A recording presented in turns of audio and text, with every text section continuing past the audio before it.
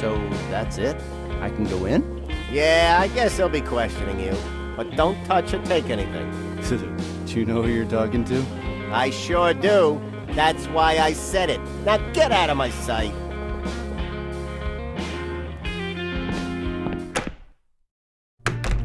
Hey, did somebody call for Ghostbusters? Oh, God. Randall, you're here.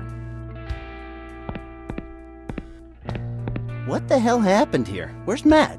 He's with the cops in the kitchen. And what are the cops doing here?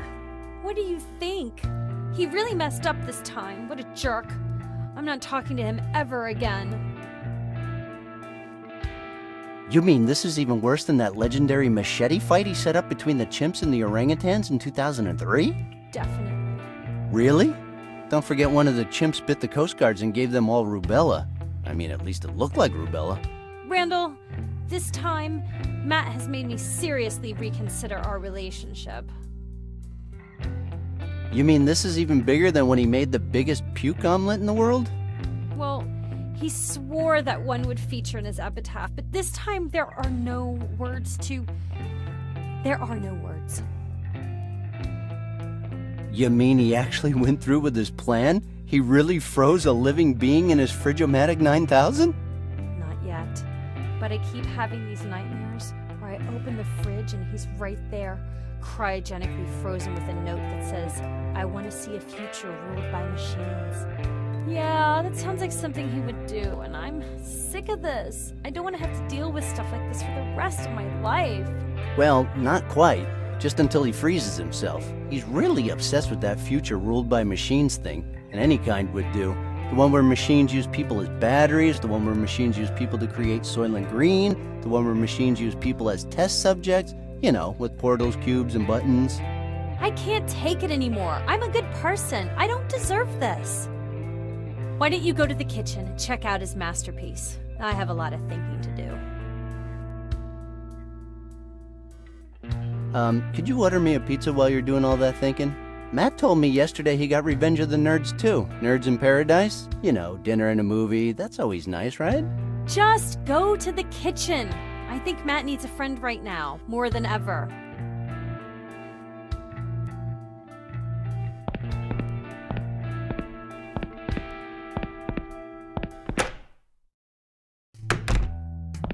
Just what the fuck is going on here? And who the hell are you? My name is Inigo Montoya. You killed my father. Prepare to die. Are you threatening me, boy? Or are you a dumbass who thinks he's a smartass? Do you think you're funny?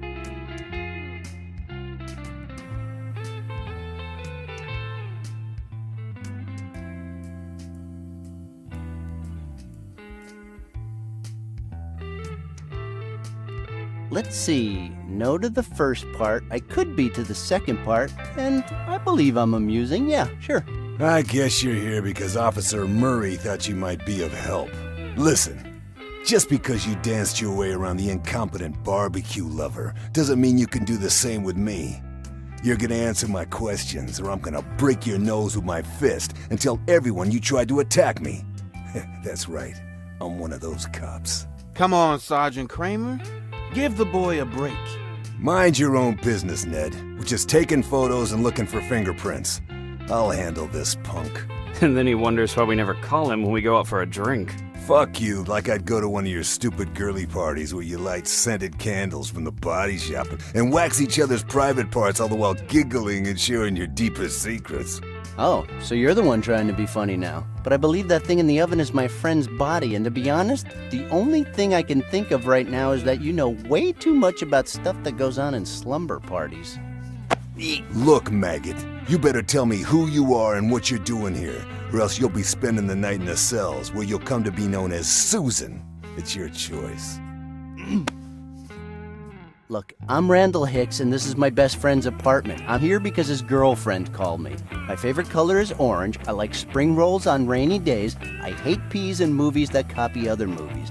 And if I find a tortoise lying upside down in the desert, I guess I'd eat it because I'd be hungry after wandering through the dunes. Happy now?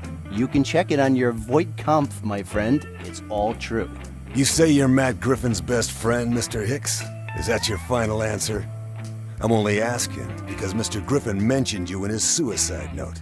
Then it's official? That corpse is Matt's?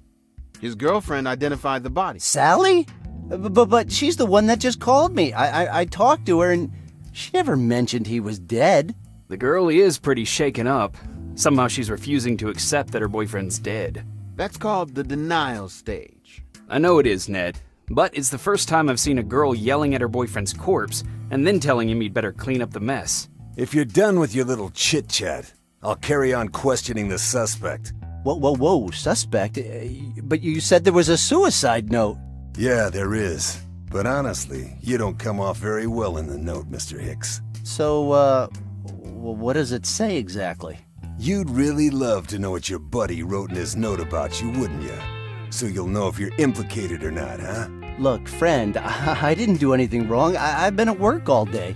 And what exactly do you do for a living, friend? I'm a delivery guy at Emerson Express. Although... A little hesitant there, Sonny. Will Emerson confirm your alibi? The truth is he fired me this morning. He kicked me out, but that was over an unrelated oily issue. I mean, nothing to do with this at all. Oh, what a shame.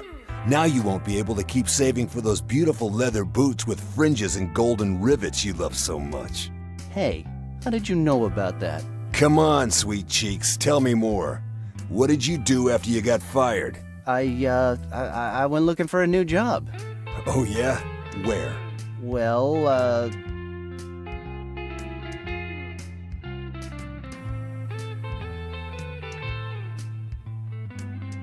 I always wanted to be a lifeguard, like in Baywatch, but the coast is just too far from here. Just the effort of picturing you saving other people's lives caused my brain to melt and ooze out of my ears and nose. Saving lives? What the hell are you talking about? I said like in Baywatch. You know, running around all shirtless and in slow motion in the company of some gorgeous ladies. But man, I can't stand the thought of seaweed between my toes. Ugh. What is your major malfunction, numbnuts? I tried to join the Marines, but they rejected me because I have a lazy eye. Boy, you wouldn't last more than 20 minutes in the Marines.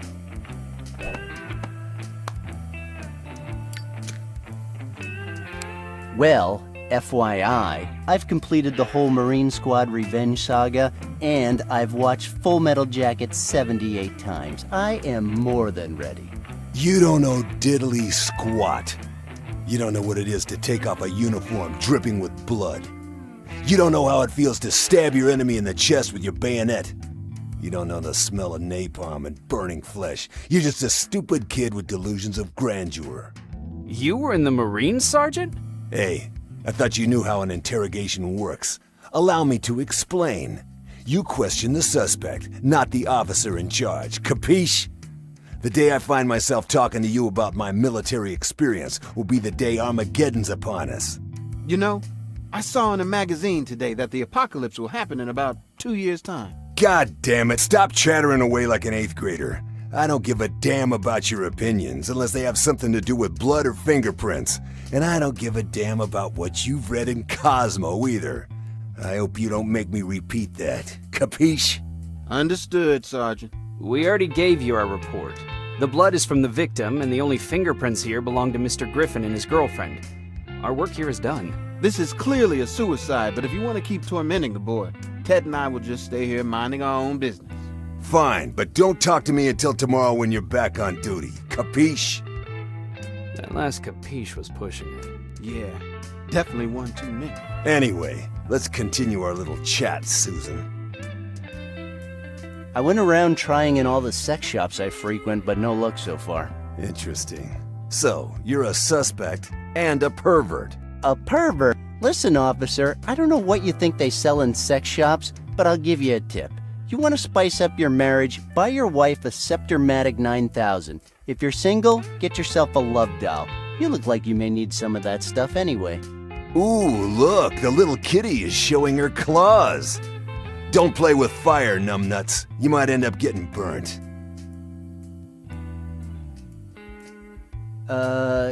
Yes, sir. I'm sorry. That's more like it, kitty cat.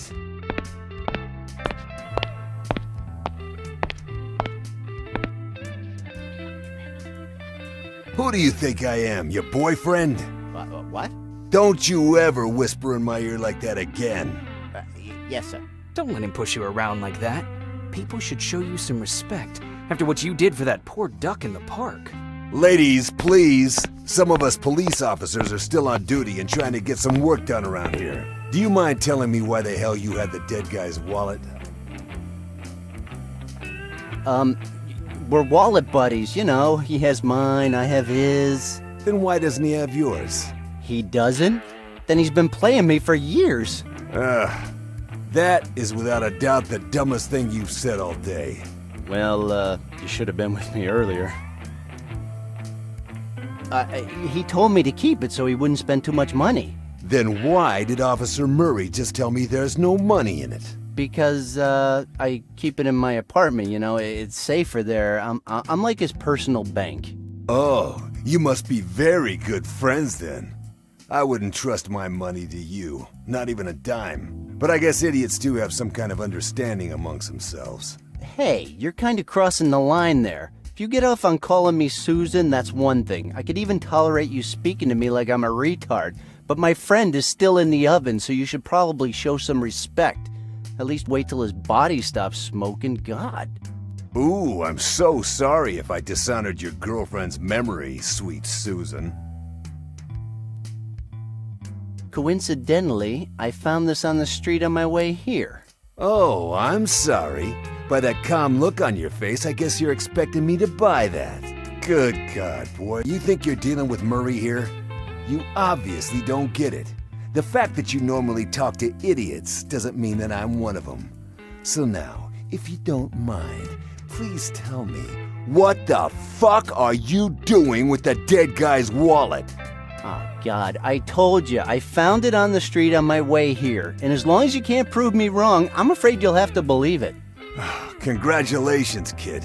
You've actually succeeded in making me sick of the sight of you, for now. So, do you mind if I take a look at that suicide note now? I don't mind smelling your fear, if that's what you're asking. Relax, boy. Your name is in that note, so you have the right to read it.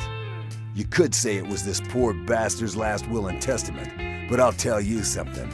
When I read it, I couldn't help but think that Mr. Griffin's best friend stole his girlfriend from him. And that doesn't put you in a very good light, Mr. Hicks. I mean, I guess we're really not that close, you know? I mean, his real best friend is a boy from Nepal. I mean, they used to chat online. You should probably start talking to him first. In Nepal. ASAP. Don't think I'm done with you yet, Susan. The note's there on the fridge. You want to read it? Go ahead. But I'm watching you.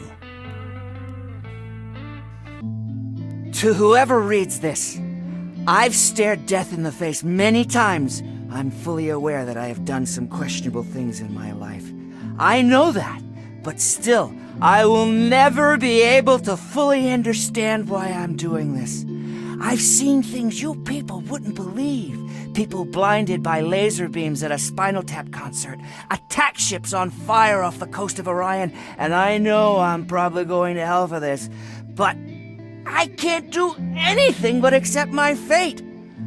I'm taking my life with the Stovomatic 9000 my dear mother gave me because, honestly, I don't think freezing myself cryogenically to face a future run by machines is possible yet. My reasons can't be put into mere words. I feel so empty. The very air that I breathe has been taken away from me, the most beautiful thing I've ever had. And I believe that the person responsible for this treacherous act is my best friend.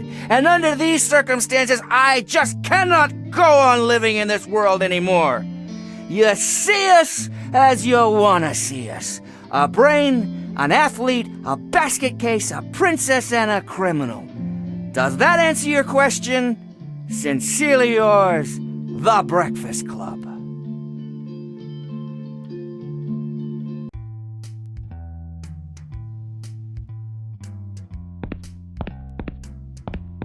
Well, what do you make of the note?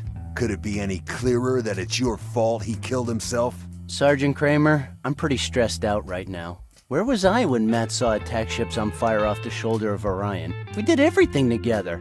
I'm sorry, but I just don't feel like playing good cop, bad cop with you anymore. Hold it right there. I know your ilk. Face it. You're a neo-maxi zoom dweeby who thinks he can take what he wants when he wants it. You got no respect for the law, your friends, or the person playing this game. Plus, I don't like your face. There, I said it. I'm not finished with you yet, Hicks. This time, John Wayne does not walk off into the sunset, ha-ha, with Grace Kelly. That was Gary Cooper, you jerk. Don't push your luck, Susan. Have you ever danced with the devil in the pale moonlight? No, but one time in band camp, I stuck a flute in my... Okay, enough! Do you have a car? Why? So you can give me a ticket now and tow it away? I just don't like to see young ladies walking home after dark. Officer Murray will drive you home in a police car. Murray, get your flabby ass in here. Sergeant, I told you, my buttocks look that way because of a genetic glandular problem, so it's really embarrassing when you... Shut your pie hole, Murray, and take this punk home.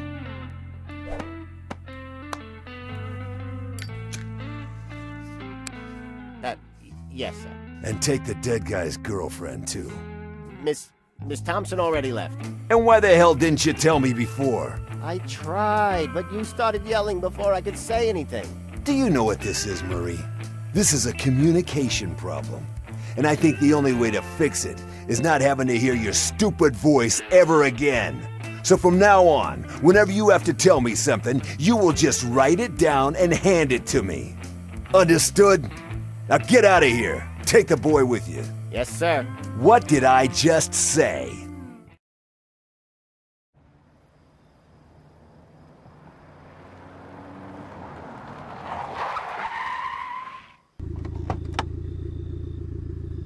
Okay, this is you, kid. But Murray, I told you to take me to a strip club. Sergeant Kramer told me to take you home, and according to our files, this is your current address. And you always just blindly obey what the guys tell you? You're too good, Murray. You've got to learn to get wild once in a while.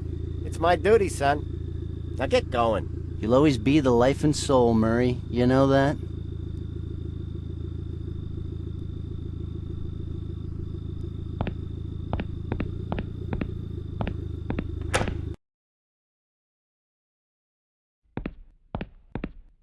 I better not.